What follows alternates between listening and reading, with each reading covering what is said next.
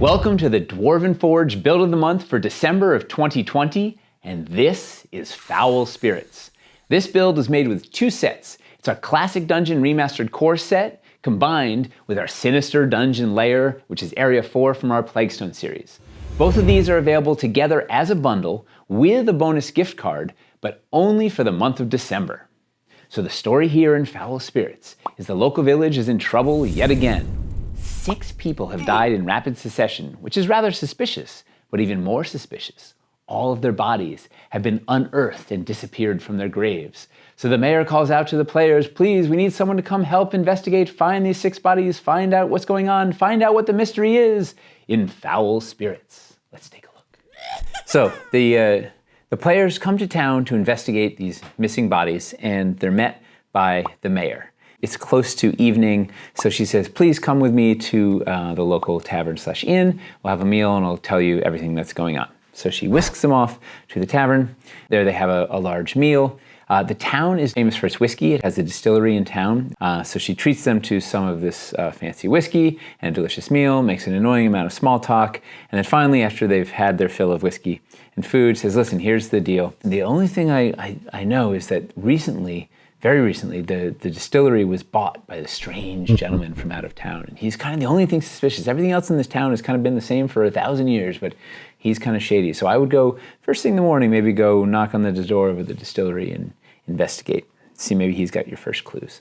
So with that, she ushers them off to bed, and they call it a night. And they wake up, and suddenly they are in a dungeon. They're chained to the wall. So what we're going to do is they built these out on terrain trays. So I'm going to remove the rooms and we'll experience it as the players would experience it on the table. Also, we should note that these are a few extra pieces, 7 extra pieces left over here, but these 2 will come into play in here. I'll show you in a second.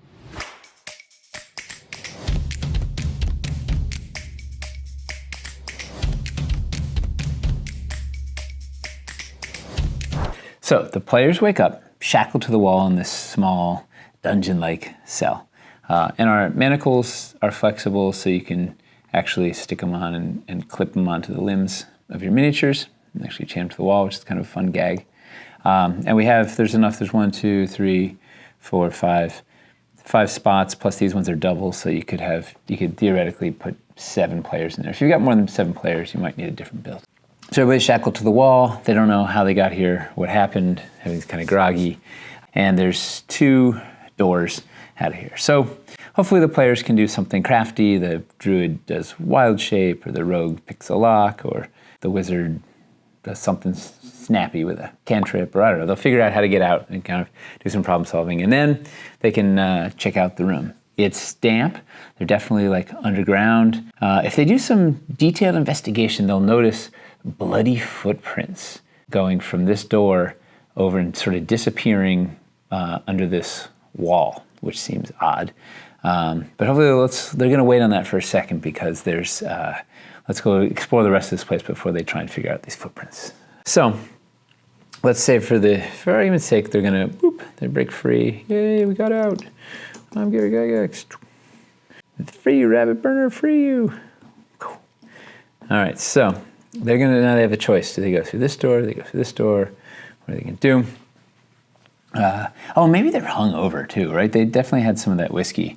And they're like, ooh, this is going to be tough. So let's go through this door first. All right, so they open up this door, and they're kind of staggering in. They're hangover. So this isn't like a normal hangover. This is a magical hangover, right? Especially if there's like a dwarf. He's like, that was like drinking mother's milk. That was not whiskey. This is definitely some sort of weirdo magic hangover. There's something is amiss. They're also kind of like a little groggy.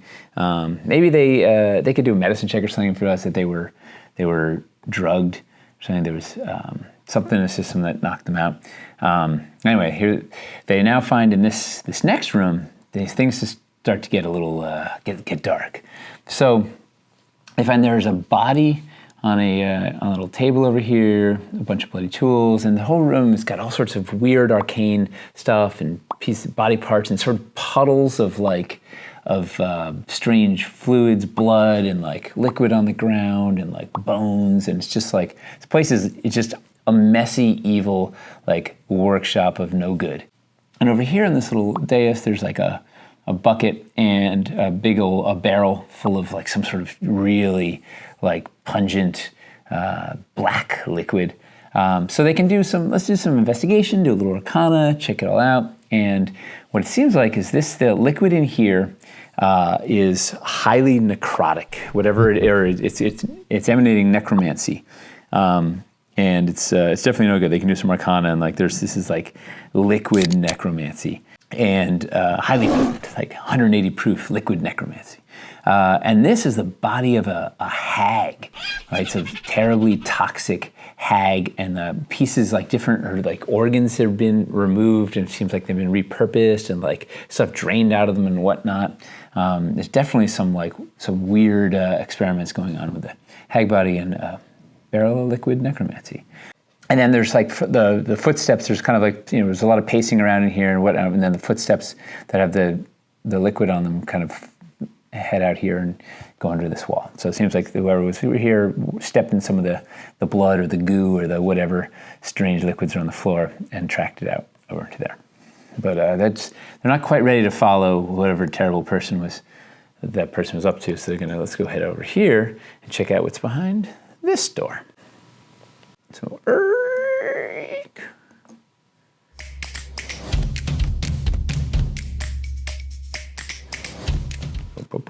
our heroes, Gary and Rabbit, head into this room. And it looks like this room looks like it's kind of an entryway. There's like a lot of traffic sort of coming in and out. There they can see the sort of, dirt trod in from over on this door. There's a plain door over here. And this door, when they investigate it, look at this thing. This thing is, it's sealed with some sort of magic, right? So despite their best efforts, a knock spell, picking the locks, whatever, like they can't get through this thing. There's like a glowing red, there's like a red circle with a glowing red sigil on there. Some sort of glyph is sealing it. Like they need to get something, in order to open that up. There's not much they can do with this right now. Like we need something to get us through this, to get out. And it looks like that might be their escape. That might be the way out. Looks like there's some fresh dirt from outside has been tracked in from there and whatnot. But over here, this door, and they find a quaint little bedroom. But when they get in here, if they get too close, there's a bed here. His bed. But it is an animated object. It's a bed of smothering, or whatever you want to make it. So not only is this bed animated, like, I'm a bed, I'm gonna get you, Gary, it also talks. It said it. So it's maybe it's Shelley the baker, right? So maybe if they can ward it off long enough to start chatting with it, or she's just like chatting as she's attacking them or whatever. But it's they can start to role play with this angry bed, and she's angry, A, because she's now a bed, and B, she's dead. And C, she just wants to give everybody a hug, right? She's like smothering or whatever. So somehow or another, dead Shelley, her spirit is now inhabiting a bed and is animating the thing around. So if they can either destroy Shelley, the animated bed, or talk her down, like get her to like calm down, smooth her quilts and whatnot, they can check out the rest of the room and they'll find there's a diary in here, right? So like any good villain, the person behind all of this has been sort of cataloging what's going on. So he has a diary, and they can learn a couple of things when they read through it. One, he said it was well worth it to have bought this place, so it seems like this is the owner of the distillery. Two, he said he paid the innkeep so that if any snooping, meddling kids came in from out of town, he would give them access to the room at night so he could gas them. And number three, they find out a couple of things. He said that his spirits have been catching spirits for him, which is a reference to the whiskey, they think. They think this is the distillery. He said 1 drop is all it takes. So it seems like he's been putting whatever this is, a drop of it into his whiskey, and it's killing people or something of the sort. And he says, I now have enough resources to start the masterpiece. Ooh. So they've read the diary, they defeated the bed, now they must find out what can this masterpiece be. So they're going to follow the bloody footprints over here, figure it out. So when they come over here, they can do some investigation. It seems like the footprints go under the wall, and it seems like perhaps the wall can actually move. If they check around, it looks like one of these torches is extra well worn. So if they do the gag or you pull down the torch, tick, tick, tick, tick, tick, tick, tick, tick, tick, tick, tick, tick, tick, the wall will rise up. And so we use these 2 extra floor pieces, pop those down for where the wall was. And then we fly in, go over here, we fly in this big room. Now trouble is afoot. Our intrepid heroes now can venture forth and find this huge iron door. They come through and they find a big room with all sorts of troubles afoot. They can tell they switched into like epic boss fight mode, right? This is where things get real. Maybe even if we want, like the doors could slam shut behind them. Maybe the doors are animated objects. Maybe they're spirits too. I don't know. So they come in here, and there's a lot happening. So we have our evil necromancer is here in the perfect. This is like the monologuing pulpit, right? This is a perfect spot to like deliver a threatening monologue and look cool doing it. And of course, in front of him, there's like this is a crazy, altar, pedestal, workbench where he's got the 6 missing bodies are all here, and they're all stitched together into some sort of weird, crazy zombie abomination. It's just legs and arms and teeth and grossness. So he stripped the spirits out of these 6 bodies, and they've trapped them in various things in this place. And now he stitched the bodies together and is doing a ritual to make them arise as like the ultimate, like 12-armed Frankenstein's monster nonsense. Right?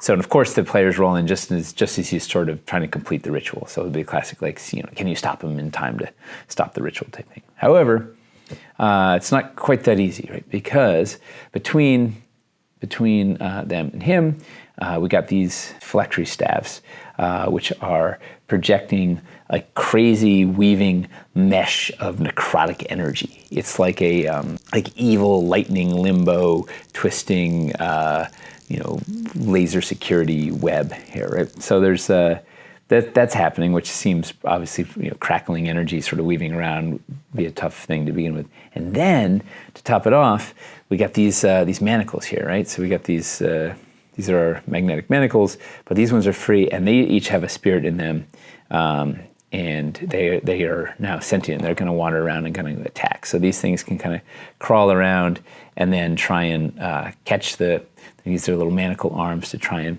catch the PCs and lash them down and like hold them in place. So we've got 3 of those coming in from all sides, and they can pass through this field of weaving necrotic lightning limbo. They can just go through it because they are constructs, so they're not affected by the necrotic damage. So they're going to come out and try and get the PCs. And meanwhile, I don't know how he's exactly doing a ritual monologuing, but let's not get into the details.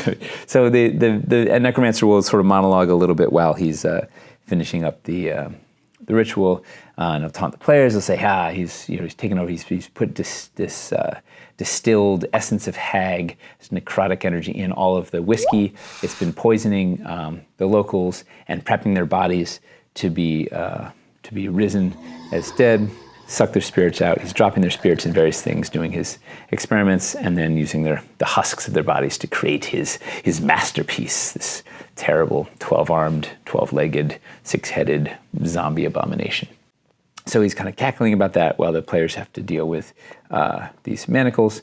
And a couple of things could happen. So it could be maybe there's maybe one of them is a monk and does some sort of crazy lightning limbo ninjutsu and gets through the thing and could stop it. Maybe they have to battle these things and fight their way through. Maybe there's they're a fighter or a barbarian or something. They actually grab one of these things and just hurl these things through because these things can pass through and take knock the guy out before he can finish, or just something the zombie. But there's a couple of ways they could go at it, or ranged weapons or whatnot. So they get hung up fighting these guys and the ritual goes off, or they interrupt it. But basically either way, if they interrupt the ritual, the zombie will come up, will arise, and just be in a total berserker rage, immediately kill the necromancer, and then sort of launch after them.